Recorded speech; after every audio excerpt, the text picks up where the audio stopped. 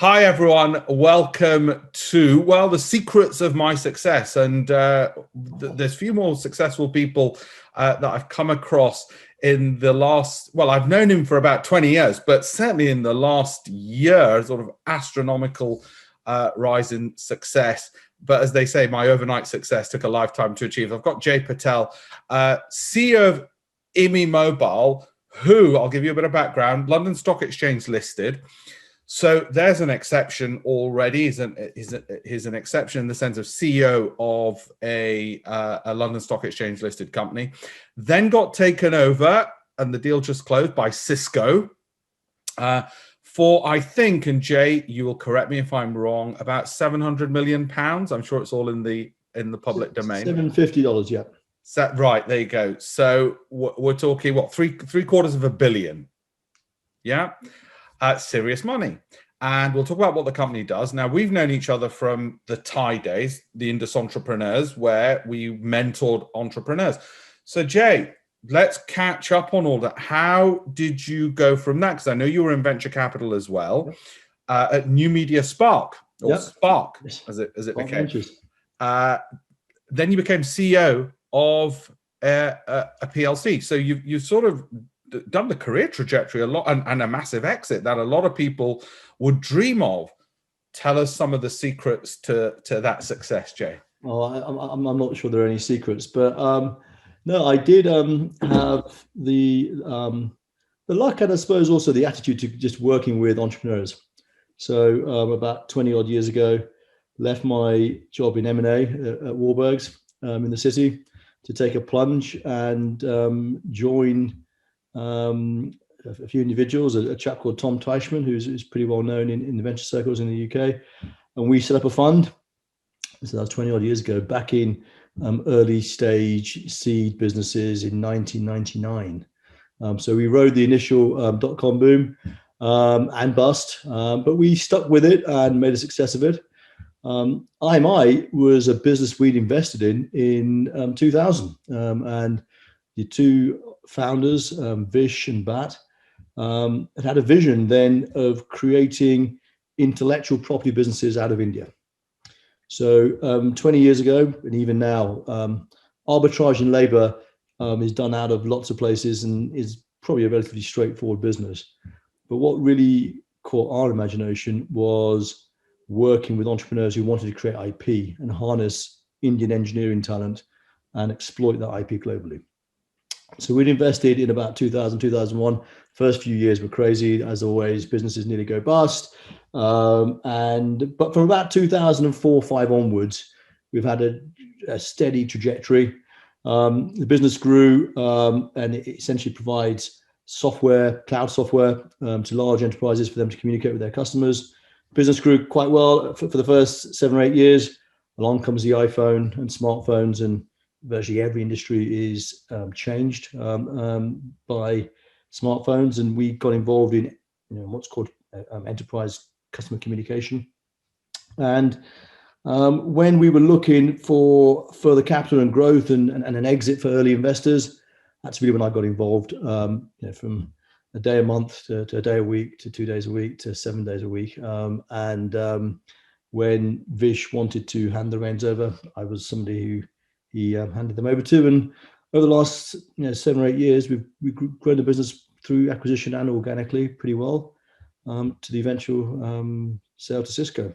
So and along the way, we used the AIM market and the London Stock Exchange to actually do it. Yeah, well, now let me unpick some of those things, because I do want to talk about, if we take in chronological order, I do want to talk about, and we'll get to how you migrated from AIM to being sufficiently big that a Cisco picks you up, because as we know, there's a lot of AIM companies which never go anywhere other than stay on AIM, and they don't grow. So we'll come to that. So let me get this first part right.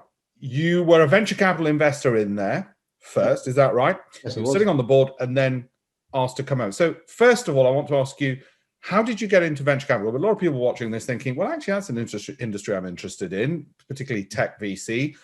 How do you get into that? What advice would you give people wanting to get into that? And then the managerial experience, of course, is very different. It's one thing to be an investor, Sure. But it's very different, of course, to be a CEO. And how did you learn to get that right? And not just get it right. I mean, look, I'm not saying this to flatter you. I came across the company independently of us knowing each other, and it had come on my radar because of the phenomenal cash flows, the revenue growth. And it was one of my picks for my audience over a year ago. And thank you very much for the return you've given them. They've done rather well, which made me look good. But the point is, independently of that, you were doing a good job. I can tell that from the numbers. So where did you learn those skills? So first of all, how did you get into VC? And then how did you learn the skills of being a CEO?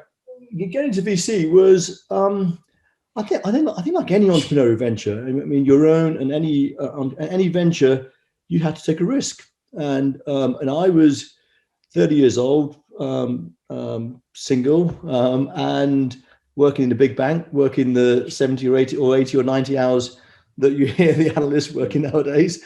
And I'd done it for a while, enjoyed it a bit, but really wasn't cut out, I think, to be so much on the advisory side.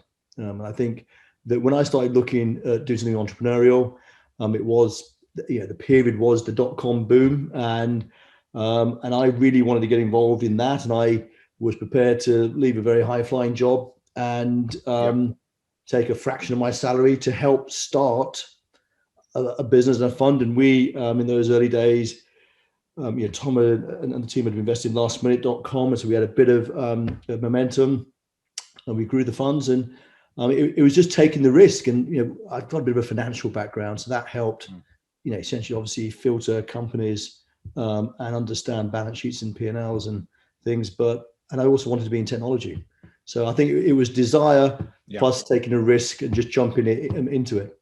The transition to management, I think, is a much more interesting thing that I suspect a lot of people do it the other way around. They're essentially very successful entrepreneurs, and then they become investors. I'd been an investor, sitting on lots of boards, lots of experience, had been involved in, I suppose, cleaning up quite a few situations, as well as investing, for growth.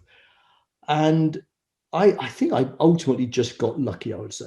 And the luck was that I was working with an entrepreneur like Vish, who's a proper manager, and he had spoken about planting seeds and growing gardens, and essentially how the nature of entrepreneurship, how much of it is about being like a farmer. And I think with me, he just gave me an offer to say, look, I can broadly, please come and do this, and I will sit alongside you for the first few years.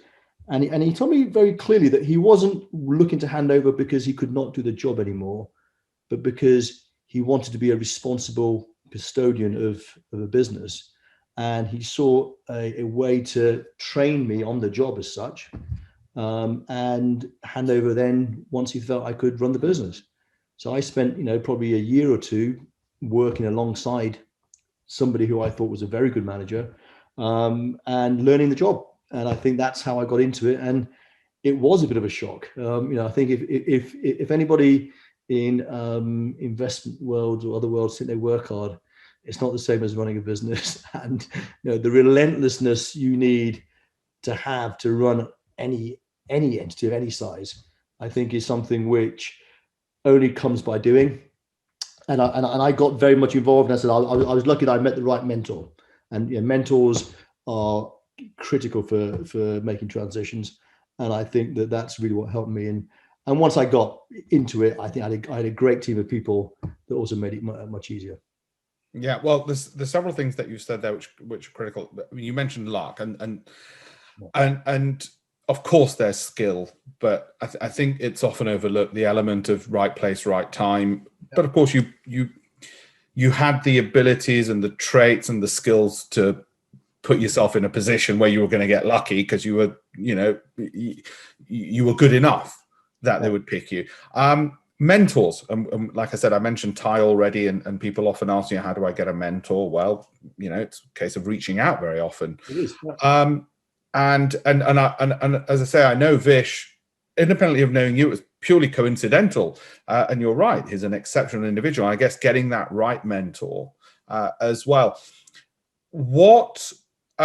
What did you find in terms of technology in the UK you've been part of for so long? Now, as you know, I work with the Department for International Trade. We have this global entrepreneur program where we look to attract technology companies from around the world, outstanding technology companies from around the world. And thankfully, yours was already here, but it's companies like yours which are a lightning rod to attract others to Britain. And we've just seen the UK's largest ever IPO last week. As well. Well, a UK company that had IPO'd in the States, but still a British company in terms of arrival. So what do you see exciting about the UK tech space, given you've been in it right from, this renaissance in the the late 90s? I think you've got to look at the UK from the sort of fundamentals of things like the rule of law and the business environment. We have a pretty straightforward business environment. You can set up companies very quickly. There are set rules that don't change, so you know what the rules are. Labor laws are pretty flexible, to a certain size. Raising money, raising capital, we've got the best venture capital market outside of the US. So there's a lot of things going for the UK, and I would characterize that the UK to build a business up to probably about $1 billion is probably as good as any place outside of the US. I think it's pretty difficult to rival Silicon Valley, but to be fair, the costs of doing business there have gone through the roof, as everyone knows, and people are moving out. So I do think London and the UK in general, said you can start businesses, you can employ people, you can raise capital.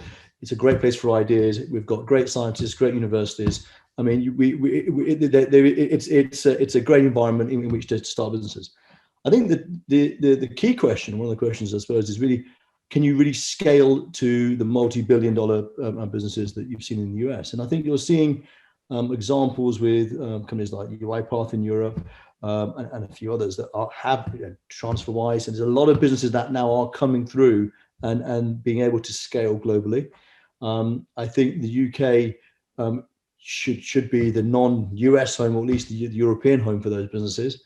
I'm not necessarily convinced that we have a problem as such. I think the work that you've been doing, the work that all the seed investors do, the EIS scheme in the UK, so it's a government policy, the AIM market, the London Stock Exchange. I mean, working in unison to create the environment, I think, is needed and necessary, and I think we have it. So, I'd more than recommend any international entrepreneur to set up a base here, to seek to employ people in the UK, raise capital. And it can be the springboard for global success. I think there are clearly some drawbacks with, I think the addressable market issue probably is the single thing that the US has going for it, which is one massive addressable market in one place, English speaking. But outside of that, the rest of it, I think we're on a par. Well, you're proof of it, because you've gone from start all the way up to huge exit as well, which then sorry, go on. And actually, I was going to say, for years, I think there's been something around people concerned about exiting an AIM business to a big trade buyer.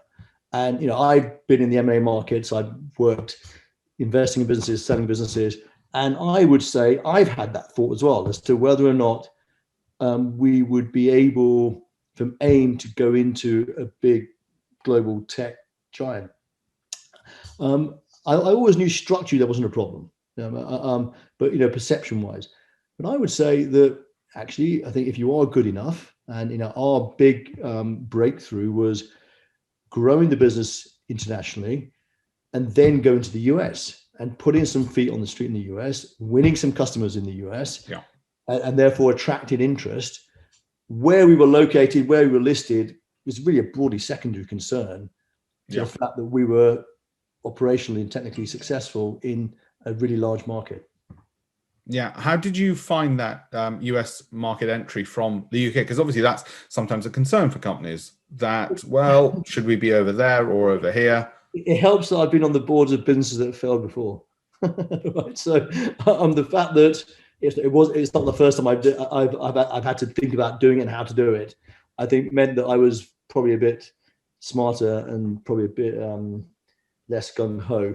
The US is not one market. The US is Yeah. multiple markets, superbly competitive, but also, an opportunity, right? So I think that one thing I would say is there's definitely some hesitancy in the institutional shareholders for sure around US expansion, and in general, I can feel we do get concerned about it as Brits go into the US.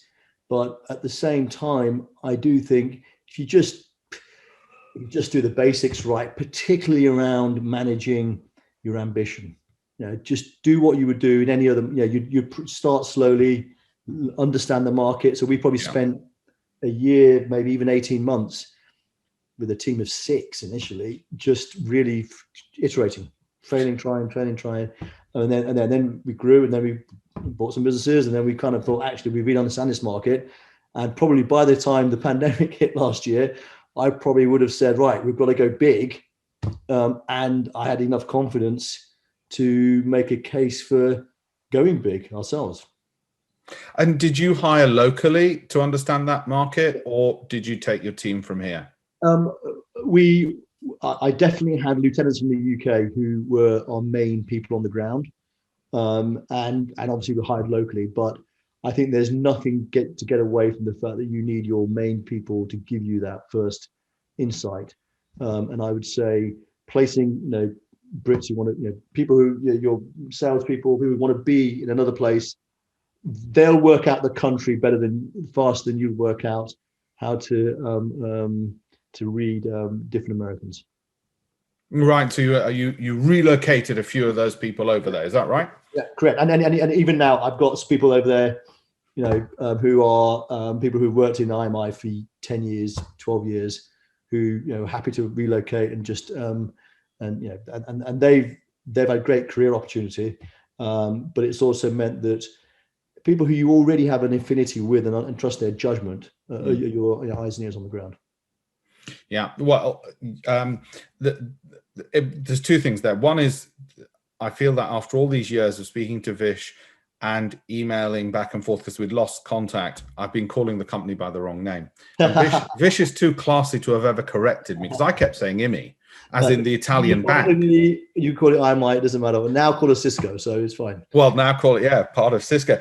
Tell me what the next step is. What are you going to do? Are you going to, are you looking for the next venture? Are you going to become an investor? Are you going to handhold Cisco in this? I think there's a real thing that is probably not spoken about enough in entrepreneurship, and that's about responsibility. And I think Vish handing over to me in a very careful, multi-period way was taking responsibility for the ownership of a business, its people, its customers, and I have the same. So I look at it and think, okay, there's a change of shareholder, but ultimately I want, and I think our technology stack and our people, we can be world beaters in our sector. And I think that Cisco's got great distribution, great customers. We fit really well in and with their contact center offering. So we've got a real chance to be a technology leader in the US market in what we do. I think we're already that in some of our other markets. And I want to see that out and make sure that the business and the software and the IP we've created endures. Yeah. How I do that, the structures and all that kind of stuff, we'll work it out. But the real aim for me, objective for me, is to make sure that all the work we've done is a success, and that's what I'll be doing, and helping Cisco do it. Well, like I alluded to earlier, I have this spreadsheet of all 9,000 UK and US listed equities, and yours was amongst the top, I think it's about 150 who hit the valuation, growth, income, cash flow. You're undervalued. That's the problem. I'm afraid so. No, on a serious note, that's why I told my investors, I said, right, this is one, because it was undervalued. And therefore, I wasn't surprised when Cisco came along. I got a ping about, what was it, on Friday or Thursday, Cisco's hit a 1-year high, by the way. So trust me, people are looking and drilling down, I'm sure, at their acquisitions as well. Yeah, they're a 52-week high. I don't know how the whole acquisition, whether it was cash or cash and stock, but if it was cash and stock, you're in a good place, because I continue liking Cisco even more so now. So right, that's the future ambitions. I want to wrap up with just give you the opportunity. Anything else, if we're talking about, if you're talking to entrepreneurs from around the world or in the UK, this notion of secrets, the lesser known stuff, or you might even want to repeat to emphasize the things that we all know, but perhaps we just need reminding in terms of achieving success, because you've got that expertise and experience now. I think, look, it's cliched, but again, focusing on creating real value. And I think that's one of the things that in this current age where capital is pretty free, at times, I do wonder whether there's the emphasis on creating value, and actually ultimately that does lead to, I think, profits and cash that matter. And I think entrepreneurs that do that well and focus on it will find that there is success that sustains. I had a great podcast yesterday with the founder of a company called Atlassian, which for the first 10 years had bootstrapped themselves and now is a $50 billion organization. Right. Great success story. And I thought, that really, they built it carefully over many years. Now, I think that, we've got a great environment in the UK in which to do it, environment in which to create capital, to raise capital. So focus on creating value, exits, and the rest of it will look after themselves, and creating value through, as always, great people. I don't think there's any secrets to that, but I do think those things sometimes get forgotten in all the noise.